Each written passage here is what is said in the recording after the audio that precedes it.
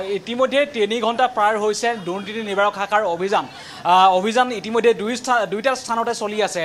যিটো স্থানত তেওঁ আসলে উৎকোচ লৈ গ্ৰেপ্তাৰ হৈছিল বা দুৰ্নীতি নিবাৰক শাখাই তেওঁক হাতে লুটে আসলে ধৰিবলৈ সক্ষম হৈছিল, সেই স্থানতো বৰ্তমানে তেওঁক জেৰা চলাই থকা হৈছে। তেওঁ আৰু ক'ত কেনেদৰে আসলে এই দুৰ্নীতি কৰিছে, কাৰ পৰা কেনেদৰে তেওঁ টকা সংগ্ৰহ কৰে, সকলোখিনি কথা তেওঁ আচলতে গোটেইখিনি কথা দুৰ্নীতি নিবাৰক শাখাই তেওঁক সোধপোছ কৰিছে। তাৰ সমান্তৰালভাৱে তেওঁ ইয়াৰ পৰা ঠিক 200 মিটাৰ আঁতৰত তেওঁ বাসগৃহতো আছে। সেই বাসগৃহতো বৰ্তমানেও অভিযান চলাই আছে বা বৰ্তমানেও সেই অভিযানত আচলতে এই মুহূৰ্তলৈকে ঠিক প্ৰায় 79,87,500 টকা, প্ৰায় 80 লাখ টকা জব্দ কৰা হৈছে বা উদ্ধাৰ কৰিছে দুৰ্নীতি নিবাৰক শাখাই। আৰু সেই দুৰ্নীতি নিবাৰক শাখাৰ যিখিনি অভিযান আচলতে বৃহৎ অভিযান বুলি ক'ব লাগিব। আৰু সেই অভিযানত অৰ্থাৎ তেওঁ যিটো মূল অভিযোগ, সেই অভিযোগটো হৈছে যে তেওঁ এগৰাকী জনস্বাস্থ্য কাৰিকৰী বিভাগৰে এগৰাকী ঠিকাদাৰ। সেই ঠিকাদাৰগৰাকীয়ে এখন বিল আচলতে তেওঁ কাম কৰা এখন বিল মোকলাই দিয়াৰ নামত সেই উৎকোচ বিচাৰিছিল 20,000 টকাৰ।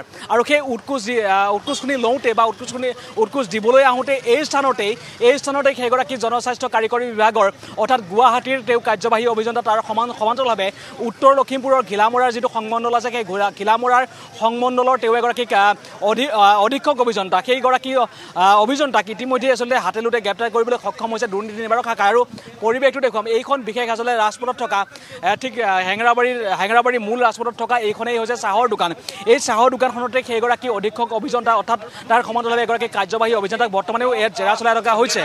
আৰু জেৰা চলাই থকাৰ সমান্তৰালভাৱে যিসকল দুৰ্নীতি নিবাৰক শাখাৰ যিসকল বিষয়ববীয়া আছে বা যিসকল বিষয়া আছে, সেই বিষয়াসকলে বৰ্তমানে তেওঁক জেৰা চলাই আছে। তাৰ সমান্তৰালভাৱে মই ইতিমধ্যে উল্লেখ কৰিছোঁ যে তেওঁ ঘৰত এতিয়াও অভিযান চলাই আছে, এতিয়ালৈকে অভিযান সমাপ্ত হোৱা নাই। আৰু এই স্থানত অৰ্থাৎ এই স্থানতে তেওঁ 20,000 টকা উৎকোচ লৈছিল। আৰু যিগৰাকী লোকৰ পৰা লৈছিল তেওঁ এগৰাকী গগৈ উপাধিৰ এগৰাকী লোক, সেই লোকগৰাকীৰ পৰা ঠিক 20,000 টকা উৎকোচ লওঁতে তেওঁক হাতে লুটে গ্ৰেপ্তাৰ কৰিবলৈ সক্ষম হৈছিল দুৰ্নীতি নিবাৰক শাখাই। আৰু এইখন আচলতে মই ইতিমধ্যে উল্লেখ কৰিছোঁ চাহ খোৱা চলেৰে, এইখন আচলতে চাহৰ দোকান, চাহ খোৱা চলেৰে এই চাহৰ দোকানখনতে তেওঁ সেইগৰাকী লোকক গগৈ উপাধিক সেই লোকগৰাকীক অৰ্থাৎ যিগৰাকী ঠিকাদাৰ জনস্বাস্থ্য কাৰিকৰী বিভাগৰ ঠিকাদাৰগৰাকীক এই দোকানখনতেই মাতিছিলে।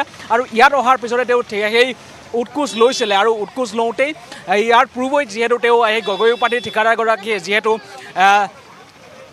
দুৰ্নীতি নিবাৰক শাখাৰ সহায় লৈছিল বা তেওঁলোকে ইয়াৰ পূৰ্বেই আচলতে যোগাযোগ ৰাখিছিল, তেনে ক্ষেত্ৰত আচলতে দুৰ্নীতি নিবাৰক শাখায়ো ইয়াত আহি তেওঁক হাতে লুটে গ্ৰেপ্তাৰ কৰিবলৈ সক্ষম হয়। আৰু এই মুহূৰ্তত ইয়াৰ পৰিৱেশটো দেখুৱাম, মই যদি সম্ভৱ হয় সতীৰ্থ কাকলি আছে, কাকলিয়ে দেখুৱাব এই মুহূৰ্তত যিগৰাকী নীলজ্জ চৰকাৰী বিষয়া অৰ্থাৎ অভিযন্তা, সেই অভিযন্তাগৰাকী বৰ্তমানে ইয়াত যিহেতু জেৰা চলাই থকা হৈছে। আৰু এইগৰাকীয়ে হৈছে জয়ন্ত গোস্বামী। এইগৰাকী ইতিমধ্যে আমাৰ ND24 দৰ্শকসকলে দেখিছে, এইগৰাকীয়ে হৈছে জয়ন্ত গোস্বামী। আৰু এই জয়ন্ত গোস্বামীয়ে 20,000 টকাৰ উৎকোচ লৈ দুৰ্নীতি নিবাৰক শাখাৰ জালত পৰিছে। আৰু ইতিমধ্যে দুৰ্নীতি নিবাৰক শাখাৰ গোটেইখিনি কাম, সেই গোটেই কামখিনি সম্পূৰ্ণ হৈছে।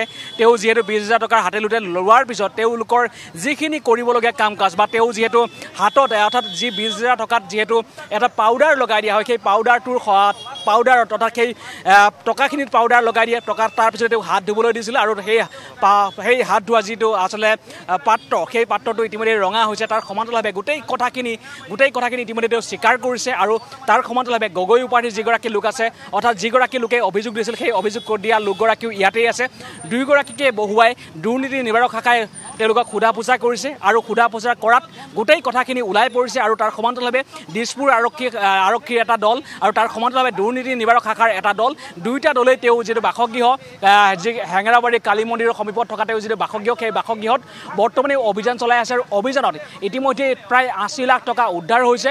তাৰ সমান্তৰালভাৱে আৰু বহুতো নথি পত্ৰ উদ্ধাৰ হোৱাৰ সম্ভাৱনা আছে, কেইবাটাও বেংক একাউণ্ট উদ্ধাৰ হোৱাৰ সম্ভাৱনা আছে। নগদ তেওঁলোকৰ হাতত এই 80 লাখ টকা, প্ৰায় 80 লাখ টকা উদ্ধাৰ হৈছে। কিন্তু তাৰ সমান্তৰালভাৱে পৰিয়ালৰ যদি আটাইৰে আচলতে বেংকৰ একাউণ্ট যদি তেওঁলোকে পৰীক্ষা কৰে, তাতো হয়তো বহু লাখ টকা উদ্ধাৰ হ'ব পাৰে। প্ৰায় কোটি টকাৰ গৰাকী এইগৰাকী হৈছে অভিযন্তা, এই জয়ন্ত গোস্বামী হৈছে কোটি টকাৰ গৰাকী। প্ৰতি মাহত দৰমহা পায়, হয়তো দৰমহা হয়তো তেওঁ একাউণ্টতেই থাকি যায়। এনেদৰে যদি প্ৰতিদিনে 10-20,000 টকা তেওঁ যদি উৎকোচ লয়, উৎকোচ লোৱাৰ সেই উৎকোচৰ ধনেৰেই আচলতে বিশাল সম্পত্তিৰ পাহাৰ গঢ়িছে। আৰু এনেদৰেই আচলতে প্ৰতিদিনে উৎকোচ লোৱাৰ ধনেৰে সেই টকা জমা কৰিছে। এই জমা কৰা টকাৰ পৰিমাণ মই ইতিমধ্যে কৈছোঁ প্ৰায় 80 লাখ টকা। আৰু হয়তো তেওঁলোকৰ একাউণ্টত সেই টকা ওলাব পাৰে। আৰু এই মুহূৰ্তত এয়া দেখুৱাইছোঁ এইখন চাহৰ দোকানতে তেওঁক জেৰা চলাই থকা হৈছে আৰু তাৰ সমান্তৰালভাৱে দুৰ্নীতি নিবাৰক শাখাৰ যিখিনি কাম কাজ সেই কাম কাজখিনি কৰি থকা হৈছে এইগৰাকী হৈছে জয়ন্ত গোস্বামী নীলজ্জ যিগৰাকী চৰকাৰী বিষয়া মূৰে কপালে হাত দিছে এইগৰাকী বিষয়া এই মুহূৰ্তত আৰু তেওঁ হয়তো কিছু পৰিমাণে অনুতপ্ত হৈছে হয়তো তেওঁ ভাবিছে যে কি কাৰণত এনেধৰণৰ এটা ভুল কৰিলে এই মুহূৰ্তত হয়তো তেওঁ কিছু পৰিমাণে হয়তো ভাবিব লগা পৰিস্থিতি হৈছে ইভা নিশ্চয় প্ৰবাল এই মুহূৰ্তত আমি আপোনাক ধন্যবাদ জনাইছোঁ